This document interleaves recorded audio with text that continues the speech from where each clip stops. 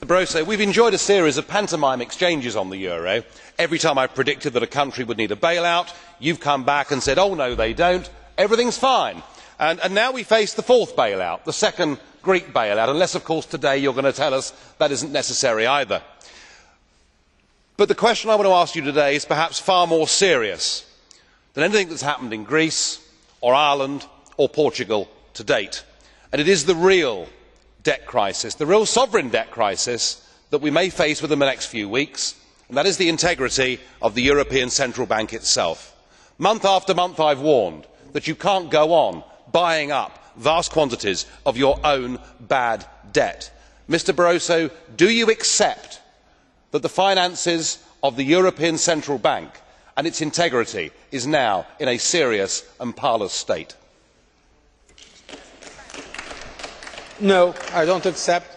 I think the European Central Bank is a very credible institution that has been managed with great wisdom and intelligence, and I think the independence of the ECB is respected by all the member states of the euro area.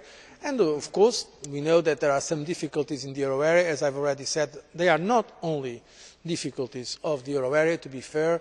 Unfortunately, your criticism of the euro area is always ideological.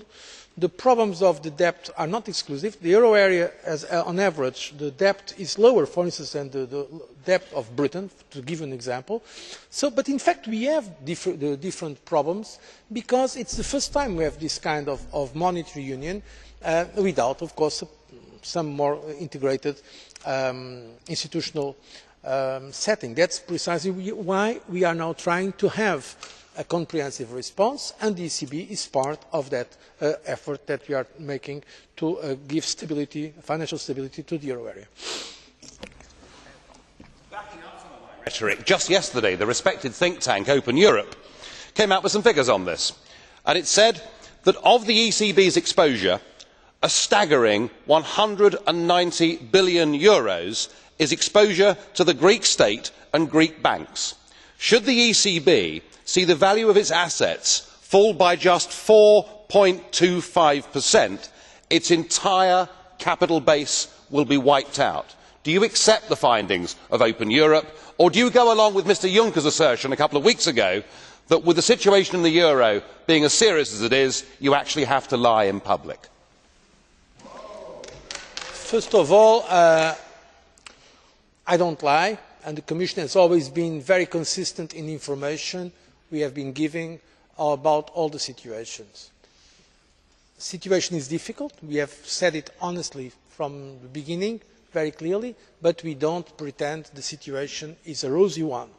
Now, having said this, the European Central Bank credibility lies on the absolute determination of the euro area governments to do whatever it takes to assure the financial stability of the euro area.